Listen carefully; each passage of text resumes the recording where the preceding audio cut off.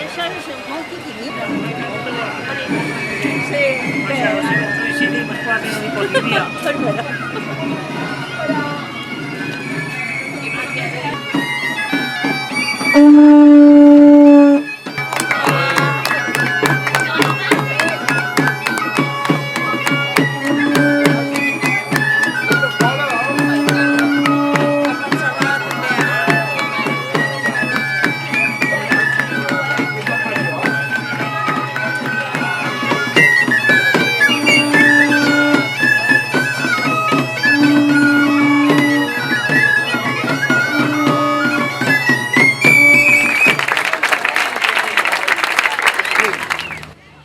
Sent que el govern balear i ara també el partit que li dona suport en el Parlament han romput el consens que hi havia entorn del grau d'exigència de coneixement de la llengua pròpia de les Illes Balears, l'Associació Jubilats per Mallorca considera que és l'hora de reivindicar una situació de més justícia que la que suposava l'esmentat consens.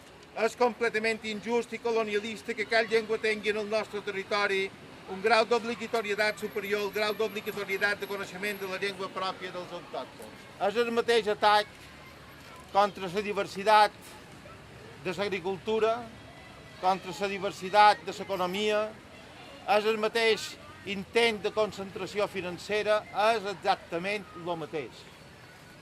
Tots aquells que des de posicionaments pseudoprogres neguen aquesta realitat s'equivoquen. Estem una mica desemparats, però creiem que si agafam la paraula serà nostra. O sigui, estem desemparats, però som més molts. Se tracta de que siguem capaços d'agafar la paraula, en tots els sentits. La paraula davant l'estafa d'aquesta crisi que ens venen i la paraula davant l'intent de genocidi cultural que estan intentant contra el nostre poble. Si nosaltres fem servir més la nostra llengua tindrà més presència independentment del que diguin els governs. I si nosaltres sabem organitzar-nos econòmicament, hi ha iniciatives i n'hi haurà més, i fem comptes fer-hi feina, i fem comptes que hi hagi molta gent que hi faci feina, serem també capaços d'organitzar-nos econòmicament per aturar els peus en aquest intent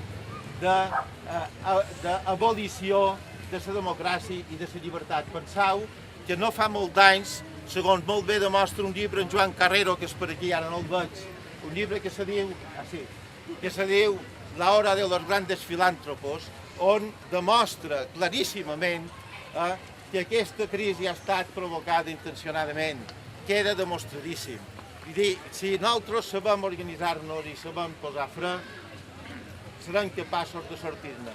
El manco, aquesta ratxadinsaigua que hem intentat fer nosaltres, amb aquesta primera caminada i que intentarem fer en les properes caminades, va per aquest camí.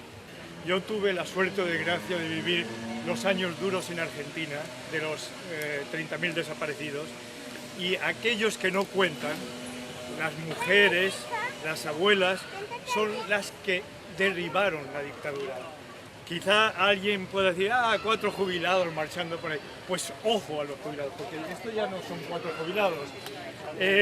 Si empezamos a creer que la fuerza está de nuestra parte, porque la verdad está de nuestra parte, pueden cambiar las cosas.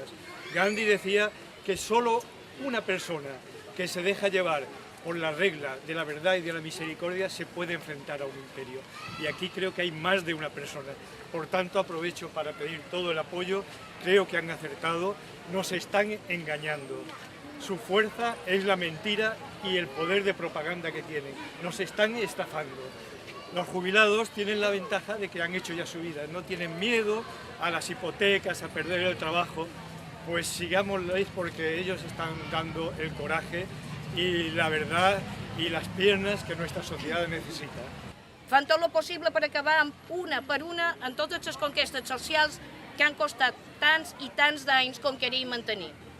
L'educació pública, que compensa desigualtats socials, que respecta la diversitat de les persones, que defensa la identitat dels pobles i de les cultures, del nostre poble i de la nostra cultura.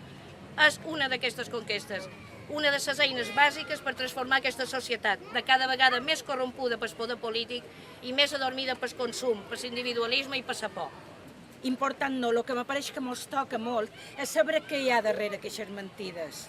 Hi ha que ens volen fer tristos, ens volen fer ignorants, ens volen llevar l'esperança. M'apareix que tots sabem que hi ha mentides i que n'hi ha moltes, però lo important és que no ens arribin a llevar la dignitat com a persones. Però ara ens caldrà aportar solucions imaginatives per propiciar un canvi de mentalitat col·lectiva i dibuixar nous camins que ens portin cap a un altre món possible, un món just. I sense cap dubte, un d'aquests camins passa per refundar la democràcia, la verdadera democràcia. No podem consentir que uns pocs controlin la major part de la riquesa mundial, mentre milions de persones moren de gana. No volem una classe política inepta, interessada només en el bé propi. Reclamam persones preparades i honestes que vulguin dedicar 4 anys de la seva vida al servei de la comunitat, sense cap interès econòmic. Alertam els intel·lectuals progressistes que es diuen d'esquerres que no es deixin influenciar per les teories del mercat, del consum, del capital.